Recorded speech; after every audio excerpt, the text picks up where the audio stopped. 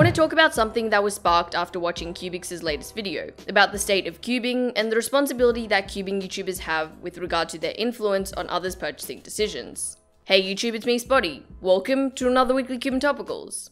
First off, I want to say that I don't really want to take myself too seriously or claim that I have a huge influence by any means. However, I recognize that I do have a responsibility to share my honest opinions, and that within this small community, what I and other YouTube Cubers say do have some influence on what puzzles people purchase. So my first point is exactly that. I always try to be truthful in my reviews and portray the puzzle's worth as best I can, weighing up its pros and cons before presenting them to you.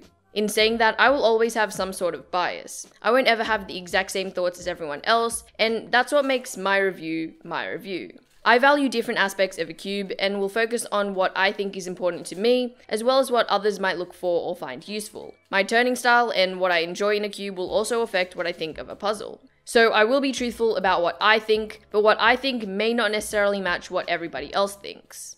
Another thing that is less talked about is that if we are sponsored, which most YouTube Cubers are, as well as having the responsibility to provide truthful information to you guys, we have the responsibility to add value to the store that sponsors our videos. I'm not saying that the truthfulness of our reviews or thoughts should or will be compromised for this. In fact, these two things should go hand in hand. Lying may very well boost sales for a certain puzzle in the short term. However, it is much more beneficial in the long run to build trust between the YouTuber and their audience, and for us to protect our reputation and integrity. And ultimately, this should help by hopefully increasing traffic and sales. Okay, that's that. If you have any questions about this, then leave it down in the comment section below, and I will try and answer as many questions as I can.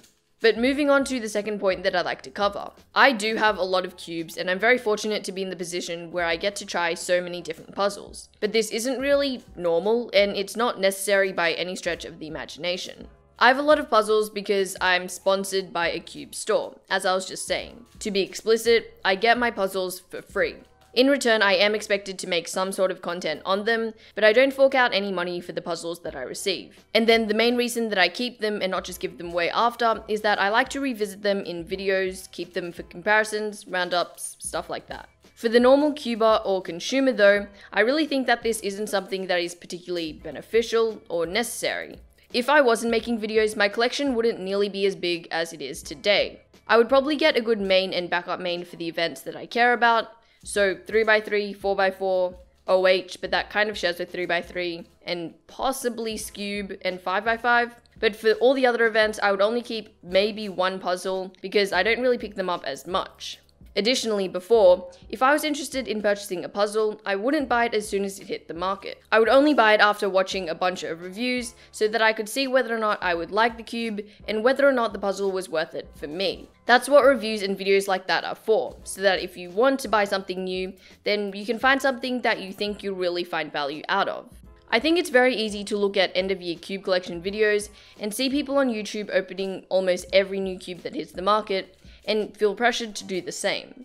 So to everyone watching, you don't need to follow my example, and really I'd advise against it. Find something that you like by watching other people's views, or better yet, try it at a comp or meetup. That way you can make an informed decision about which puzzles you'd like to purchase. But you know, that's just my opinion. You don't really need my permission to spend your money at all, and with Christmas coming up, what better time to ask for a couple cubes. Anyways, that's it from me. Watch out for some exciting end of year uploads. Thank you guys for watching, and I'll catch you all in the next one.